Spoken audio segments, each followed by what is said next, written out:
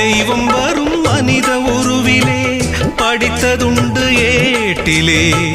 தெய்வம் என்று தெரிந்த போதிலே பூட்டலாமோ வீட்டிலே. பூஜை செய்யும் தேவி உன்மேல் ஆசை வைத்தால் பாவம். நானும் உன்னை தாரம் என்று ஏற்றுக்கொண்டால் துரோகம். ஜீவனுள்ள வானிலாவை நானும் சேரக்கூடும்.